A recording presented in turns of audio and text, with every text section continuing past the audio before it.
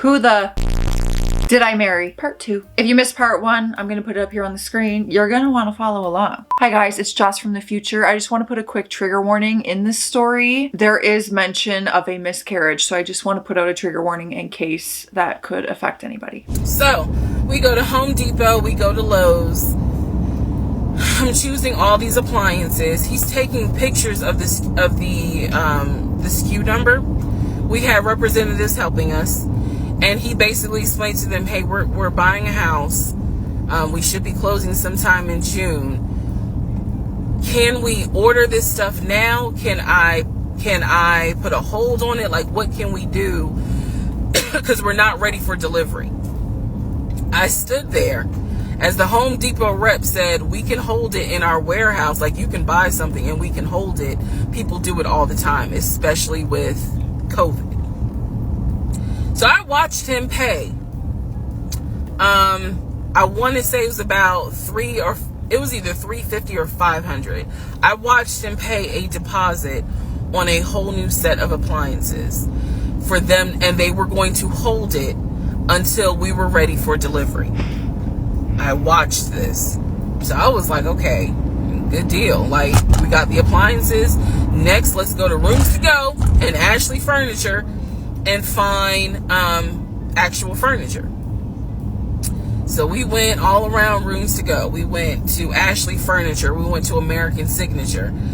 And I saw all these things that I wanted. Again, he's taking pictures of it. He was like, I can go online and order it. I didn't think anything of it because, again, I just saw that we held the appliances. So I was like, okay, that's fine. So April turns into May. May 2020 comes. This is where things start to get a little interesting. Girl, it's already interesting. When you're out of it and looking in, it's already interesting. May comes and obviously we had not done inspection. And I'm asking him all the time, what's the deal with the house? He was like, oh, because of COVID, they're trying to get someone to do the inspection. But the guy that they had, it was always something. The guy they had caught COVID, so they're going to have to get somebody else. And he's like 15 houses backed up, so it'll be a while. So at this point in May, I know I look crazy. In this point in May of 2020, I started recording audio diaries. I don't know why. Whoa! Shut up! I've never thought to do that. You know what? I don't want to do that. I'm scared that someone would find my audio diaries. I'm so scared of that. I have this like irrational fear that when I journal, like even when, let's say I sadly died, that people would read them. Like my most pure, honest thoughts. Not that they're bad, but it's like, that scares me. Anyways, not the point. It was something just made me just start recording my thoughts in an audio diary. And I still have them. And I would save them by the date. And I would just start talking about what's on my mind. So I was like, I knew there was something was nagging me, like,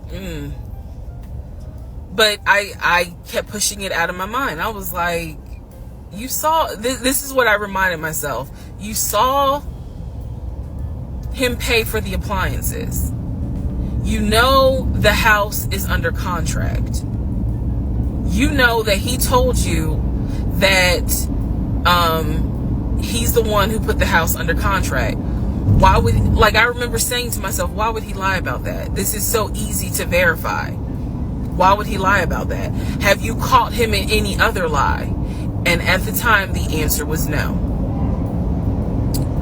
So I really was like, maybe you just aren't used to a guy who actually does what he's supposed to do. Like I was questioning myself and then answering my own questions.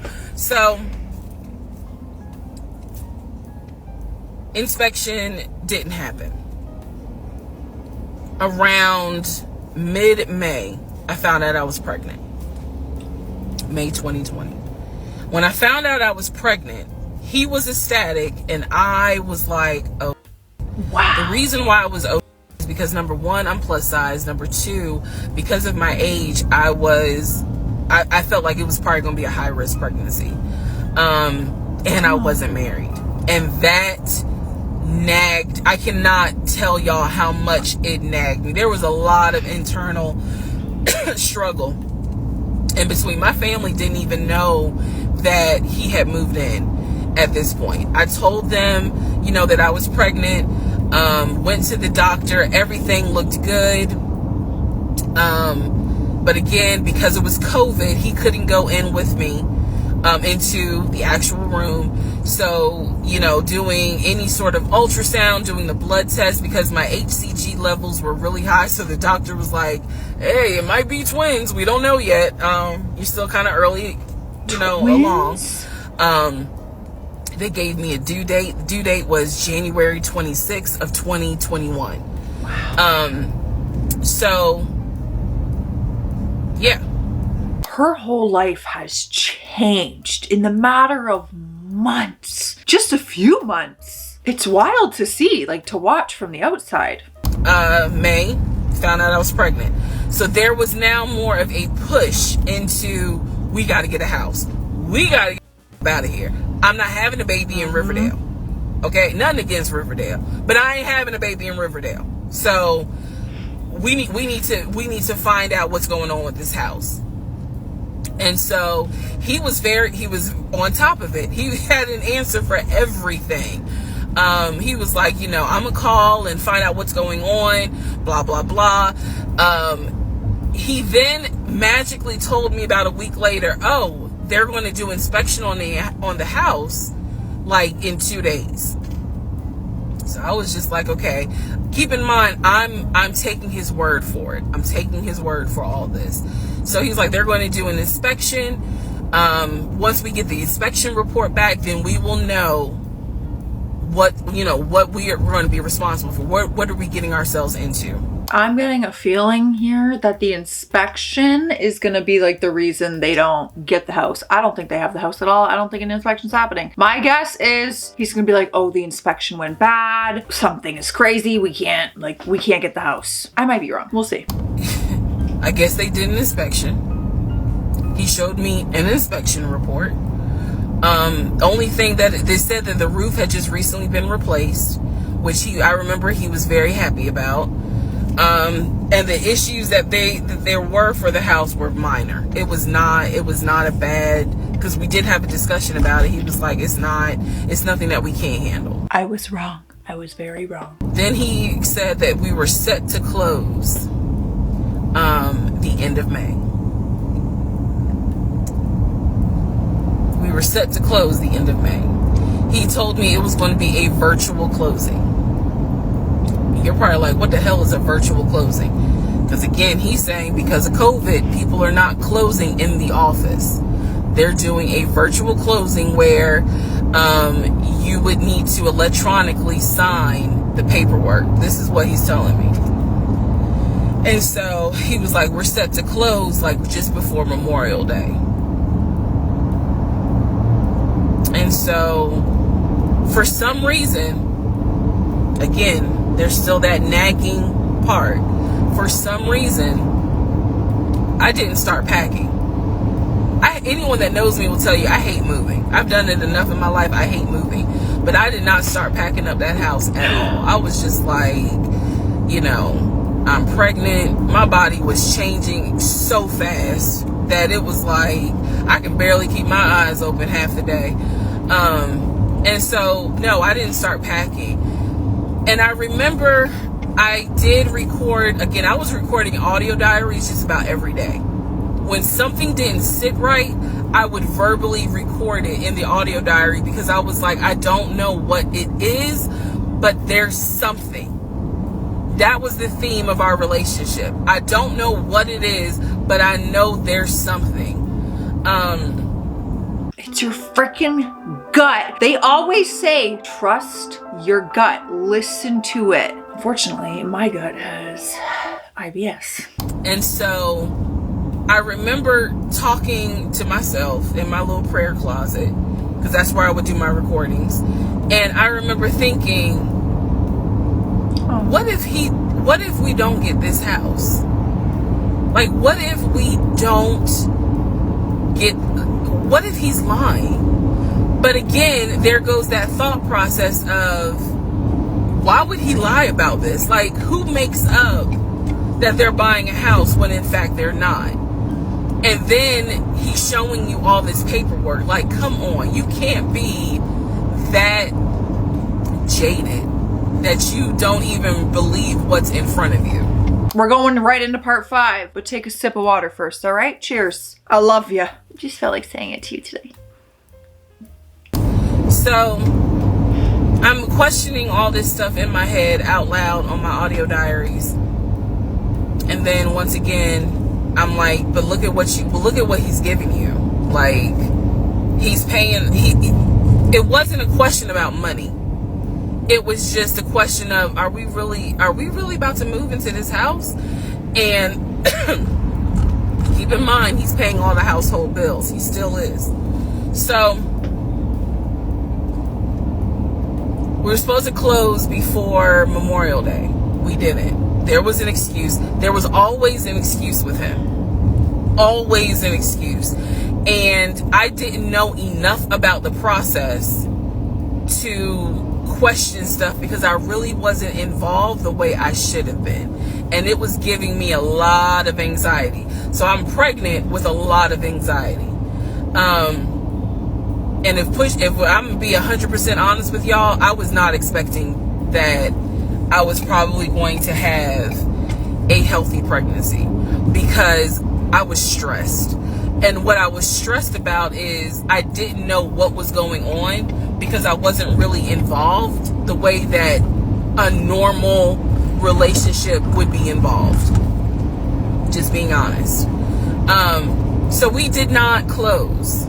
I would probably be in the same position if I was her because I know nothing about purchasing a first home. If you've never done it, I don't know a damn thing about it. So I understand that. We move now into June. This is now going into June. Around June 5th, I looked at the house again on realtor.com.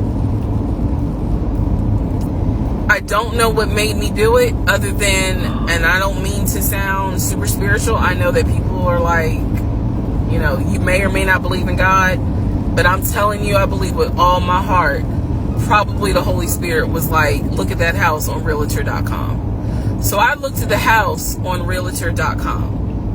This was around June 5th. It showed that the house was off the market.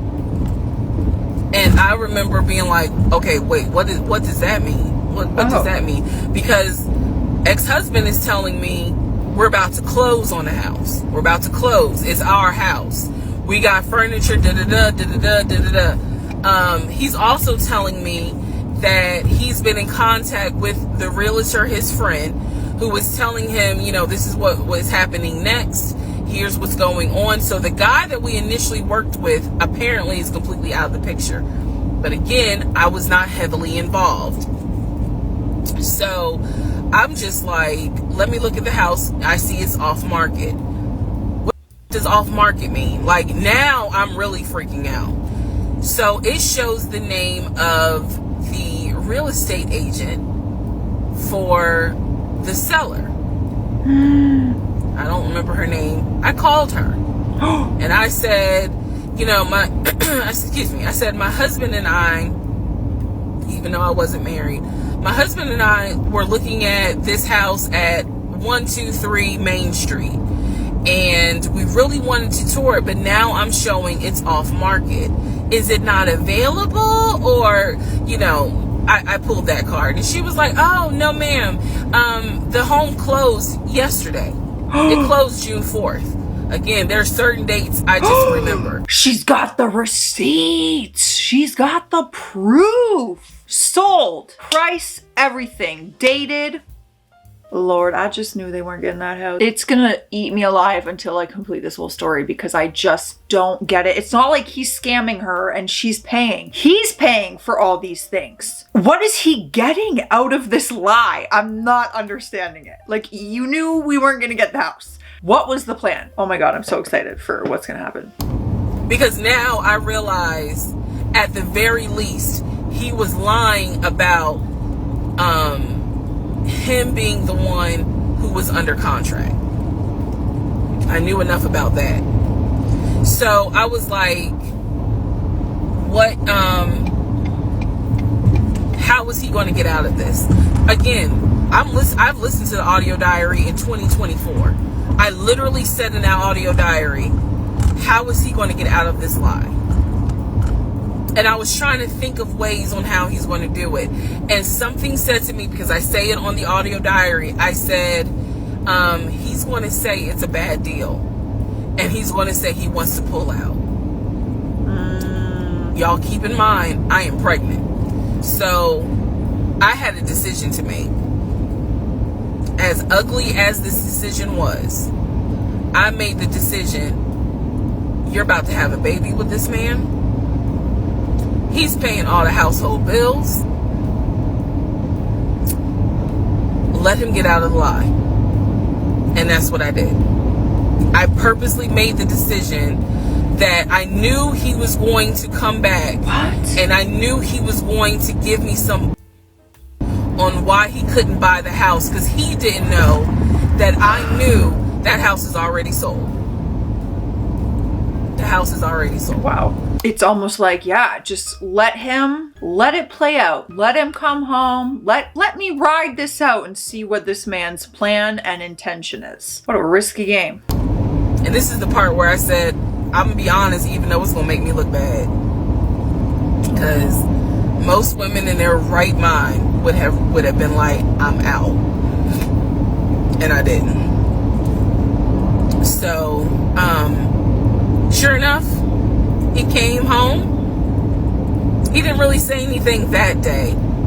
The next day I asked him about the house. And he said, my friend, the realtor, he was like, I'm talking to him because something's going on with the interest rate. And when he said that, I felt so much relief, because I knew that I had been prepared for, he's going to give you some.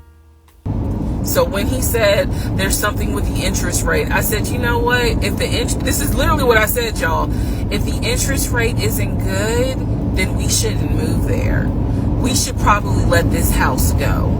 We should cancel whatever furniture we ordered, or, you know, appliances, and let's just look for another house. I said, I would like to be moved before the end of the year. I said, I really don't want to be 9 months pregnant moving into a house. I would like to be done with this before then. And the way I said it was so calm. And he was like, okay. He was like, I'm going to call the friend, the realtor, and tell him I'm backing out of the house. And I'm going to see if I can get my earnest money back. And I remember looking at him. I was standing in the kitchen, and I cocked my head to the side, and I said, okay, get your earnest money back.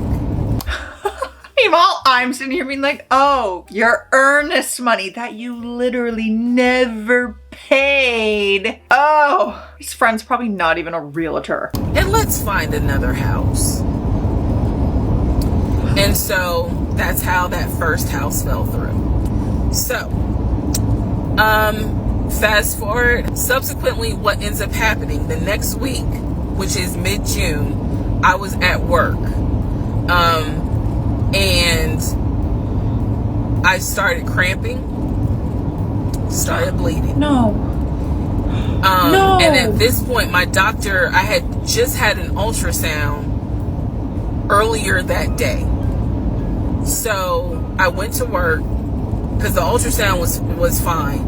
I went to work, and the cramping and the bleeding started, and I started crying because I kind of knew what was going on. No. And my doctor had called me and told me that when they did the ultrasound, they did not see a heartbeat. So she was like, this pregnancy is not going to be viable. So I'm crying, hysterical. And now we're going to get into part 6. That makes me so sad. I mean, I know she was like kind of prepared. Like she knew in her heart that having a healthy pregnancy at her age was risky and like might not happen, but that breaks my heart. I don't wish that upon anybody. Part 6, I swear to God, if she says that they try and get another house again, I'm gonna lose my mind. So where we left off. So obviously, my doctor had called and told me there was no heartbeat. The pregnancy was not viable at that point, and I was cramping and spotting at work. Went into my best friend's office and immediately started crying. She was like, "What's going on?" And I said, I told her what the doctor said, and she grabbed her keys, grabbed her purse, and was like, "Let's go, I'm taking you home." On my way home, I called my boyfriend and told him what the doctor said, and he was like, "I'll meet you at home." So he was coming from Duluth, went straight home. And so about 24, 48 hours later, I had a doctor's appointment, and my doctor gave me 3 options. First option, let everything happen naturally. Your body will expel the fetus on its own.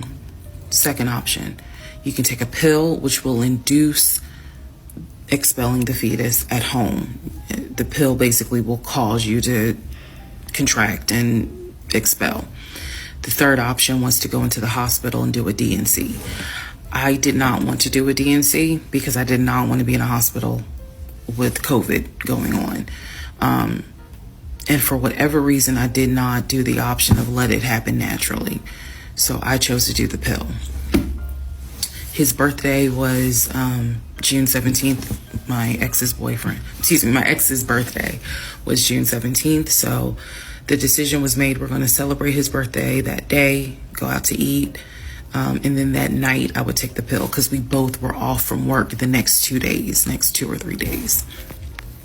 So went out to eat, to try to celebrate as best we could, and then took the pill that night. That night was the most traumatic, excruciating pain I've ever put my body through. I do not recommend any woman, if prayerfully you don't have to go through that, but I don't recommend taking that pill. If you don't have to, don't do it. I actually know someone who did that and took the pill, and they also said the same thing, that it was the most excruciating thing. They regret choosing that option. And yeah, I know all the details of that, but from the person I know, and it's awful. I spent the whole night in the bathroom just crying in so much pain. They gave me a narcotic. I couldn't take it because I found out I was allergic to it. So it was causing me to like projectile vomiting. It was a mess. So, and he was right there. You know, he was scared that he needed to take me to the ER. But in the morning, the pain kind of subsided. So about 72 hours later, I had another doctor's appointment, where the purpose of this appointment was to do an ultrasound to see if everything had passed. Everything did not pass. So because of that, my doctor was like, we're going to have to do a D&C. My D&C was scheduled for the first week of July. My boyfriend, my ex, was going to take me. That was always the plan. 2 days before my procedure, he comes home and tells me that he is up for a promotion. He's up to be promoted to VP. Because of this, the president of the company, is coming in, and it was going to be this huge business meeting he had to go to. The business meeting was scheduled for the day of my surgery. And so I'm throwing a fit because I was like, you there's no way you can do that meeting. Like, I need you to take me to the hospital and all this other stuff. And so he offered to have his sister take me to the hospital. Apparently his sister lived in Douglasville. I was like, no, because I've never met her. Like, I'm not having a stranger take me to the hospital. No, this is a private situation. And it's like such a personal thing. Like, and you've never met the sister. I wouldn't really want to share that day or info or moment with someone you haven't met. I don't want to do that, blah, blah, blah. So my aunt had offered to take me. And then my friend who took me home from work had offered to take me. So at that point, we get into an argument because he's like, my sister is, you about your family, so why can't she step in? And I was like, nah, because I don't know her. Period. I don't know her. So my friend offers to take me to the hospital because I was all distressed that he's saying he has a business meeting and he can't take me. So I remember being on I-75 on the connector on the phone with her crying because I was so embarrassed that he wasn't going to be the one to take me and that I was needing to rely on someone else to take me to the hospital in order to get a D&C done. I swear to God, if we find out he wasn't actually in a business meeting and that whole thing is a lie, I have a bad feeling about this story. And she was really great. She was like, girl, this is why you have a village. Like, it's okay. Things happen. The world is crazy right now. I will take you. You're going to be okay. So he did not take me to the hospital for my D&C. My friend did. She could not stay because of COVID protocol. So when they wheeled me into pre-op after I got checked in, I texted him and was just letting him know, hey, here's the update. I'm about to, I'm in pre-op. They're going to get me prepared to go back to the surgical ward or whatever.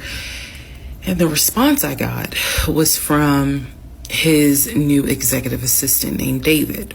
Now, when he told me he was up for the promotion, he did tell me that part of getting this new job would be that he would get an executive assistant named David. And he did tell me, I'm going to make sure that I inform David, if you get a text from this number, meaning from me, pull me out of the meeting. Because, my fiance's having a procedure done and I'm picking her up. So it's important that you come get me if it's something serious. So I text him. David responds. He said, yeah, Mr. Blah Blah told me that you are having a procedure done. If you need me to get him, I can go get him. He's in a meeting. Just let me know what you need. And I just said, no, don't bother him. I'm just giving an update that they're about to take me back. And David responds and says, I'm so sorry you're going through this. Please let me know if there's anything I can do. So I have the procedure.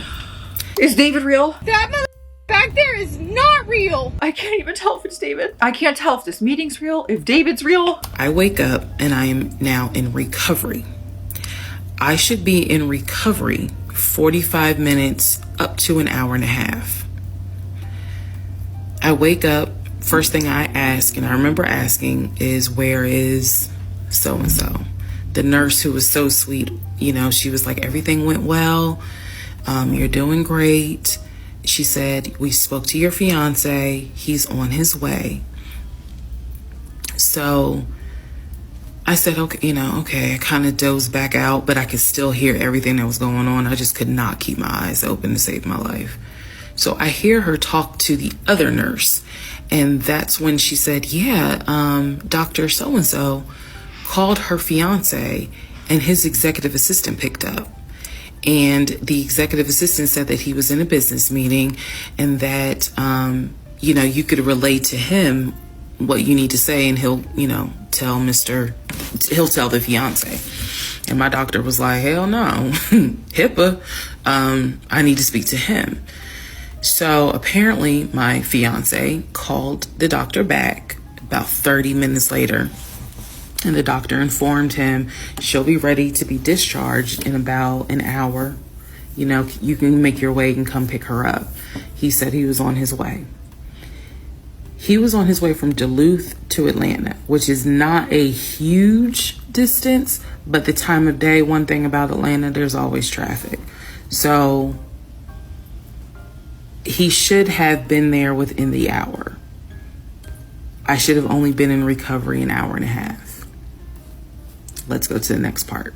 I'm on the edge of my seat. I don't know about you guys because I can't see you, but I'm like, I'm just waiting. I'm waiting for all the answers that I want. So I should have been in recovery at Northside Hospital for about at most an hour and a half. Subsequently, I ended up being in recovery between 3 to 3.5 hours.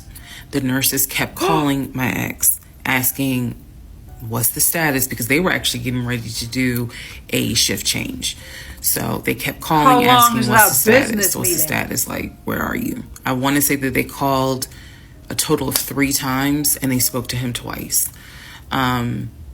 So at this point, I knew that they were all like, where is her fiance? Like, what is going on? He said he was stuck in traffic, and so he was making his way there. He eventually did get to Northside Hospital, and they wheeled me down, because again, he couldn't come in, just because of the protocols. So when I got in the car, and I'm in pain, but yet drugged up, couldn't keep my eyes open, I was just out of it. But I remember him calling my aunt and my mother. Side note, guys, if you hear a dog barking in the hallway, yeah, someone moved in with the dog and it could be loud, sorry. And letting them know I picked her up, we're on the way home, let me get her settled, and then I'll give you guys an update. I remember that. What I did not know was that he had texted my aunt and my mom and asked them to not bother me for like a week. Like, just please don't reach out to her. Let her just rest. I am from New Jersey. What? I am from an African American family. You don't tell my black mama or my black aunt that, please don't bother her for a week. Especially because you just went through something very traumatic and a surgery on top of all of that. You think they're not going to want to be there for her? I didn't know this at the time, but I'm just interjecting that part. I'm trying to stay in the timeline, but he did apparently do that, and my aunt was like, wow. Anyway, so go home. He waits on me hand and foot. I recover. Just needed about 24 to 48 hours to just get my mind right. During this time, in between when the house in Douglasville fell through, we had not talked about a house. So I guess it was about a week later, after the DNC, he decides that, do you want to start looking for a house again? Excuse me, I have the hiccups, y'all. Do you want to start looking for a house again? Because of what happened with the house in Douglasville, I felt like I was smarter this time to say, I want to be involved in every aspect, because I don't know what the fuck happened with that house in Douglasville. But what I do know is that he lied to me. I didn't know then what I know now. I just knew he lied about I knew he lied about being under contract. So I told him, I said, I don't want to work with your friend who I've never met, never talked to. I know that he has talked to him because he's talked to him in front of me. And I'm going to demonstrate on one of the videos how he used to do his phone calls. Don't worry, it's coming. So we found a new real estate agent. Really nice guy. His name was Scott. I'd want to be on every phone call on speakerphone, baby. I want to be right there. Give them my number. I want to talk to them. Oh, yeah. I am using his real name. Really nice guy. And we told him what the budget was. And Scott was like, okay, when you guys are ready, we can start looking at houses. Try to look for houses that are empty because you can actually tour those. If it's a house where someone's already living in there, chances are it's going to have to be a virtual tour because of COVID. So I found a house that I absolutely, in total, we must have looked at about 15 houses. But I found a house in Smyrna that I absolutely loved. That's so pretty. We toured the house. Everything about this house was perfect. Stunning. The house was listed for $699,000. It was a brand new construction build. The only issue was that the basement was not finished, and he wanted the basement to be his man cave. Again, I went with him to tour this house, so this was already feeling very different than the situation in Douglasville, because we did not actually tour the Douglasville house. We only did a FaceTime virtual tour. This house in Smyrna, we toured. We toured this house more than once, and it was gorgeous. Gorgeous. So we talked about it. He said that he had the money. Again, the price was $699. I got a feeling he don't have as much money as he says. Like, he's got some money. He's paying the bills. The bills are getting paid. He's got some money. I don't think he's got what he says he has. He said he felt comfortable putting in an all-cash offer. If you remember on the videos before, he told me he had money in his savings from when he played football. So when he said an all-cash offer, even I knew, you got that kind of money? Like, where you can cut a cashier's check for $699,000? And he told me he did. What? He had money in savings from when he played football, and he was very comfortable paying all cash for this home. So the real estate agent, Scott, sent over the paperwork. I will be shocked if he whips out $700,000 to pay for that house in cash. Was sent in both of our names. It was sent to my email. That was another thing that I changed after Douglasville. Everything gets sent to me, and then I will be sure that he signs it. So he sent it to me. I looked over the offer. We were going to put in an all cash full price offer with a request to have the basement finished. Also, we were requesting for the seller to give us an answer within 24 hours. We were requesting a quick closing. These are just some of the things I remember. I remember 24 hours, like I didn't want to wait on, y'all think about it. 24 hours, let us know if you're accepting the offer or not. And then also a quick closing because it was a new construction. So we didn't have to wait for the current tenant to move out. We didn't have to do that. So I watched in our bedroom as he pulled it up, because it was a electronic document. He signed his name to the offer for $699,000 cash. He requested again, the seller let us know in 24 hours if they were accepting the offer. So we submitted the offer at around 6 p.m. We were requesting that by 6 p.m. the next day, they let us know if the offer was accepted or not. I watched him sign the offer. I sent the offer back to Scott from my email. All parties had signed. Scott texted us and said, I got it. I'm submitting it. I will let you know what they say. Let's go into part 7. God, I just need to know what happened. And this story went viral for a reason. There are so many parts of this story, you guys. It's insane, apparently. And now I get it. All the details, we need to know them to just understand the weight of this story. Stay classy out there. Stay sassy. I'll see you in the next part.